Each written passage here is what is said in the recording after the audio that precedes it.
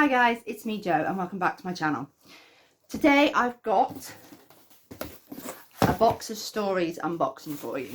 So this one is actually a special box of stories unboxing because they came out with, at the end of April, or it was mid-end of April, they came out with a limited edition subscription which was for Sci-Fi fantasy box.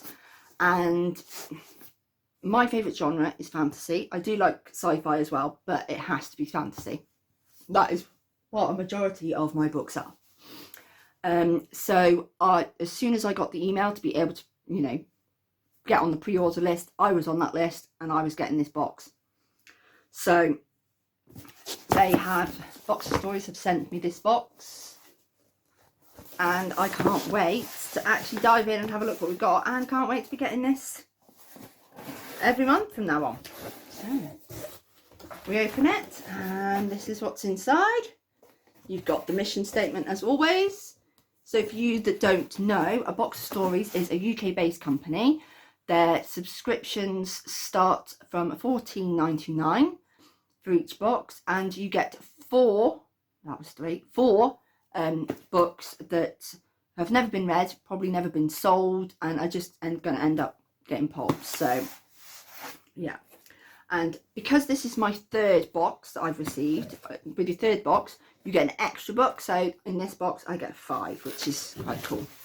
So the first one I can see is Ember and Ash by Pamela Freeman. Okay, and it says, the old ones will have their revenge. 2 peoples have been fighting over the same land for 1,000 years. Invaders crushed the original inhabitants, and ancient powers have reluctantly given way to newer magics.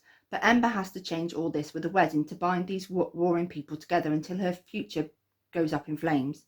Ember's husband-to-be is murdered by a vengeful elemental god who sees peace as a breach of faith. Set on retribution, she enlists the help of Ash, son of a seer. Together they will pit themselves against elementals of fire and ice in a last attempt to end the conflicts that have scarred their past. They must look to the present as old furies awaken to the violence and are eager to reclaim their people. Sounds interesting. Like the sound of that. Okay, so the next one I've got is Red Noise by John P. Murphy. So this one looks like it's a sci-fi. Call her Jane if you need a name. Just remember, she's not here to make friends. Broken out of fuel, a wildcat asteroid miner comes to Station 35 looking to sell her cargo and get back to the life of solitude that she craves. Instead, the cheating thieves who run the place leave her deep in debt. Desperate to get away, she finds herself swept up in a 3-way standoff between gangs and crooked cops. Faced with the decision to take sides or clean out the organ stables, she breaks out the grenades. So obviously, yes, this is sci-fi, and it sounds like it's a female protagonist, which is quite good. I don't mind male protagonists, but I always seem to, gel better with female protagonists, obviously, as I'm female. So, yeah.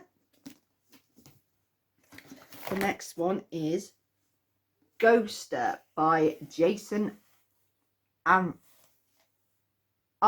Okay. And it looks like it's a text or something, and crack screen. Okay. So it says, Kate Collins has been ghosted. She was supposed to be moving in with her new boyfriend Scott, but all she finds after relocating to Brighton is an empty flat.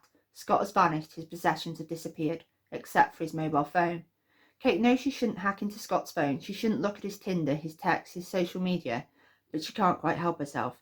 That's when the trouble starts. Strange whispering phone calls from numbers she doesn't recognise, scratch marks on the door that she can't explain, and the growing sense that she's being watched. Okay, this sounds like a bit of a thriller. Well, it sounds more of a thriller than a, sci-fi sort of thing, doesn't it? So, I'm not too keen on thrillers, but I will give this a go. We'll give it a go. The next one I see is The Phlebotomist by Chris Panettiere. So it says, in a near future where citizens are subject to the mandatory blood draw, government phlebotomist Willa Wallace witnesses an event that makes her question her whole world. To recover from a cataclysmic war, the harvest was instituted to pass blood to those affected by radiation, but this charitable act has led to a society segregated entirely blood type. Government blood contractor Patriot rewards your generous gift based on the compatibility of your donation, meaning that whoever can give to the most gets the most in return. While working as a reaper, taking collections for the harvest, Willa chances upon an idea to resurrect an obsolete technique that could rebalance the city, but in her quest to set things into motion, she uncovers a horrifying secret that cuts the heart of everything. Well, I like the sound of this.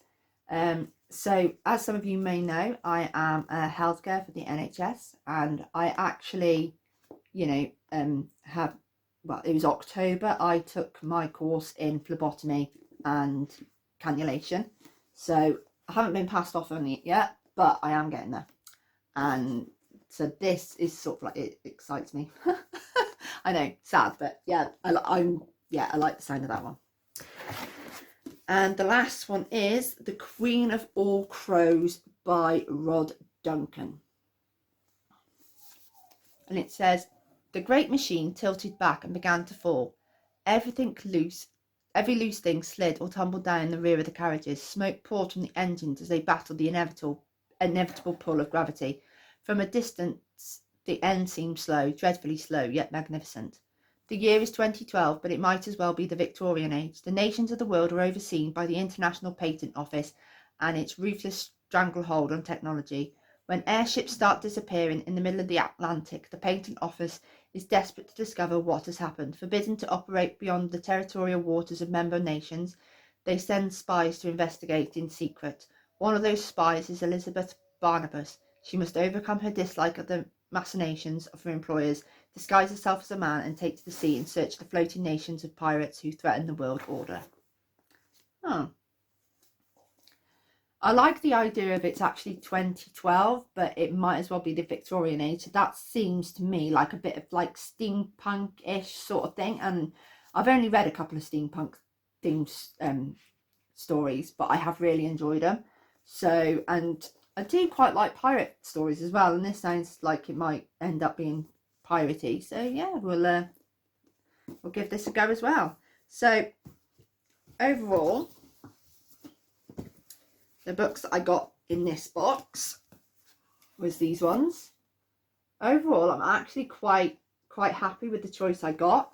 I'm absolutely thrilled that they decided to be doing a fantasy and sci-fi, because when I first found out about a box of stories, and you're looking through all the genres, because they do different genres, so they do like historical fiction, they do romance ones, they do non-fiction, they do light reads, I think they might do a literary fiction one, and then they do young adult. And I was just like, oh, yes, I like YA, so that's why I went for the young adult box, which I also get.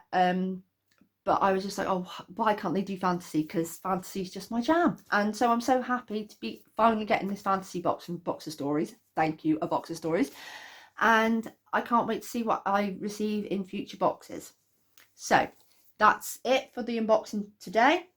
And so if you like this video, please give it a thumbs up. If you like the content I create, please subscribe. And if you never want to miss a video of mine, please hit the notification bell.